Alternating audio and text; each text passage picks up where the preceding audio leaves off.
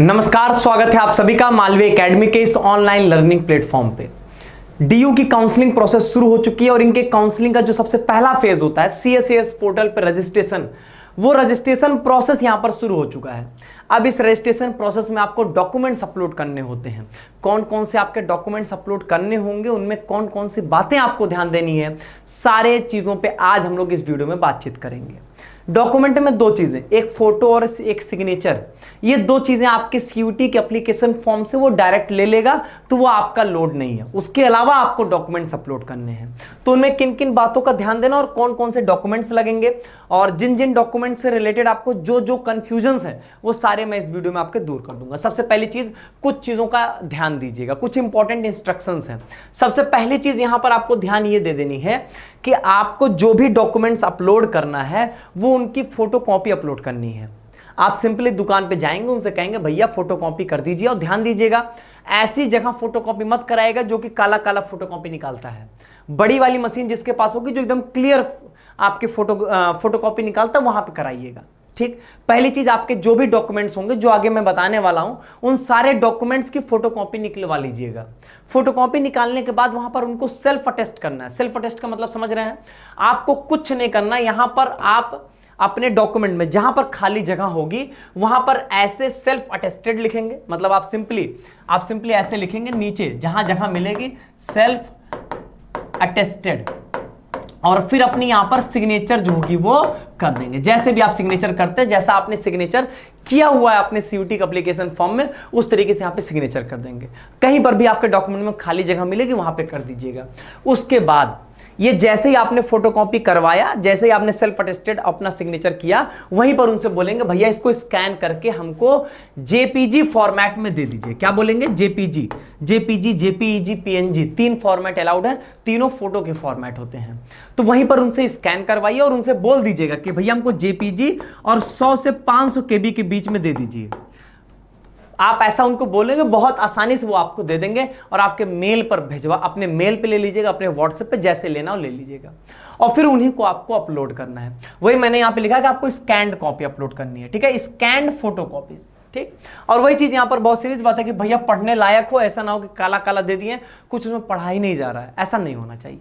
ठीक, वो आप खुद भी एक बार अपने मोबाइल, अपने लैपटॉप में, अपने कंप्यूटर में एक बार खोल के देख लीजिए कि मुझे दिख रहा है कि नहीं दिख रहा है। अगर आप पढ़ लोगे, आपको दिख रहा है, तो सामने वाले को भी दिखेगा।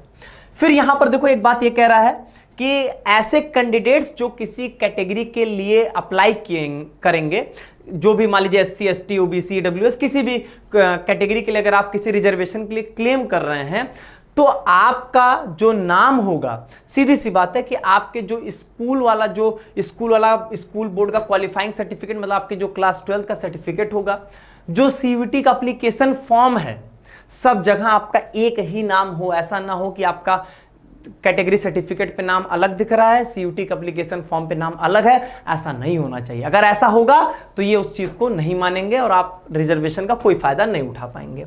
ठीक है, और वही सिमिलरली कह रहा है, पेरेंट्स नेम भी मैच करने चाहिए। ऐसा ना हो कि आपका नाम मैच कर रहा, पेरेंट्स का नाम मैच नहीं कर रहा, पेरेंट्स का नाम मैच करना चाहिए। अगर मैच नहीं कर रहा है, कि ऐसा है कि आपके कैटेगरी सर्टिफिकेट, आपके स्कूल वाले सर्टिफिकेट पे नाम अलग अलग है, तो उसको करेक्शन करवा लीजिएगा, नहीं तो आपके लिए दिक्कत हो जाएगी यहां पर।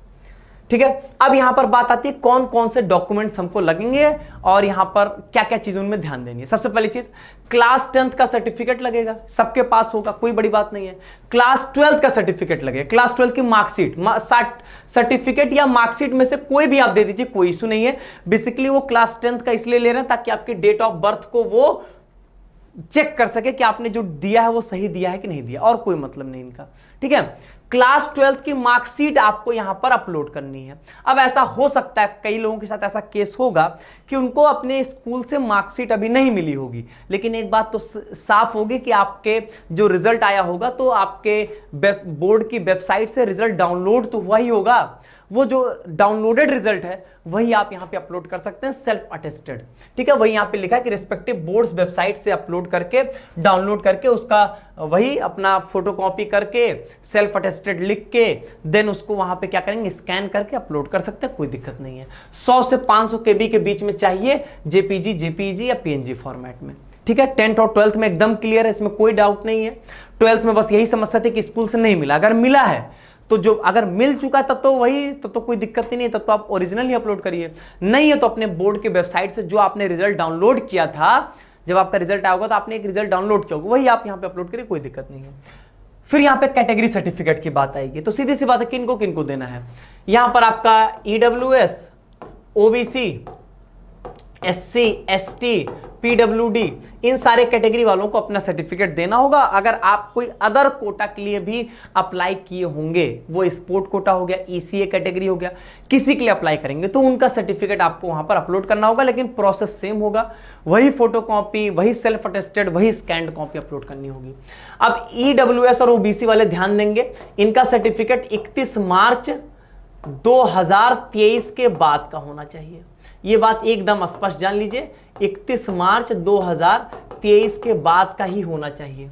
और कोई भी डॉक्यूमेंट आपकी तरफ से गलत नहीं होना चाहिए। अगर गलत हुआ, जब आपका कॉलेज एलोकेट होता है तो उसके बाद कॉलेज के द्वारा डॉक्यूमेंट वेरिफिकेशन होता है। डॉक्यूमेंट वेरिफिकेशन में अगर आप पकड़े गए, कुछ भी गलती पाई गई कि आपने कुछ उनको चालाकी दिखाने की कोशिश किया, एडमिशन तो कैंसिल होगा ही होगा, साथ साथ में आपकी जो फीस होगी वो रिफंड भी नहीं होगी। ये बात इन्होंने खुद स्पष्ट रूप से बताया है। ठीक है, तो 31 मार्च 2022 के बाद का होना चाहिए। ये OBC और EWS वालों के लिए है। EWS का जो सर्टिफिकेट होगा वो SDM के द्वारा सर्टिफाइड होना चाहिए। OBC वाले ध्यान देंगे कि उनकी जो कास्ट होगी वो सेंट्रल लिस्ट जो है, जो गवर्नमेंट की सेंट्रल लिस्ट है, जो कि इस वेबसाइट पे मेंशन्ड है, तो आपकी कास्ट जो है वो सेंट्रल के द्वारा जो OBC की जो लिस्ट दी जा रही है उसमें आपका मेंशन होना चाहिए, वो आपके कास्ट वहां पे मेंशन होनी चाहिए, नहीं तो आप नहीं कर सकते यहाँ पे क्लेम। और दूसरी चीज यहां पर EWS वाले SDM के द्वारा ही आपका सर्टिफाइड होना चाहिए, आपका जो भी आप EWS के लिए सर्टिफिकेट बनवाओगे, और वही 31 मार्च 2023 के बाद का होना चाहिए। और फिर वही स्पोर्ट ECA कैटेगरी के लिए अगर आप अप्लाई करते हैं तो उनके सर्टिफिकेट्स होने चाहिए आपके पास। ठीक, और फिर आपका लास्ट में कि मेडिकल सर्टिफिकेट वो उनके लिए है जिनके लिए जो BSc इन फिजिकल एजुकेशन में अप्लाई करना चाहेंगे उनके लिए है।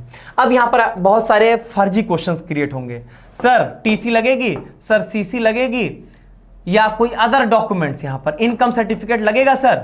सीधी सी बात है कि जितने आपको यहां पर लिस्ट दी जा रही है, इस लिस्ट के अलावा कोई भी दूसरा डॉक्यूमेंट वो नहीं मांग रहा है। तो अगर आप कोई भी क्वेश्चन करेंगे कि मेरा इनकम सर्टिफिकेट, मेरा ये सर्टिफिकेट या मेरा TC नहीं है, कोई मतलब ही नहीं है, अपलोड ही नहीं करना है, तो काहे के लिए आप पूछ रहे हो। बस जितनी चीजें यहां पर आपको मैंने मेंशन कर दिया, सिर्फ इतने ही सर्टिफिकेट्स आपको यहां पर अपलोड करने हैं। और मैंने पहले जिन बातों को बता दिया है इनको ध्यान से देख लीजिएगा। ठीक है, बस इतनी चीजें डॉक्यूमेंट से रिलेटेड, और बाकी रजिस्ट्रेशन प्रोसेस में ऐसा कुछ है नहीं। रजिस्ट्रेशन कैसे करना है वो मैंने आपको एक इस वीडियो जो है वो बना के ऑलरेडी दे दिया है, वहां से आप आराम से देख सकते हैं। ठीक है, चलिए बहुत बहुत धन्यवाद आप सभी का। कोई समस्या आ रही हो तो कमेंट बॉक्स में बता दीजिएगा, उस वीडियो बना के आपको बता दिया जाएगा।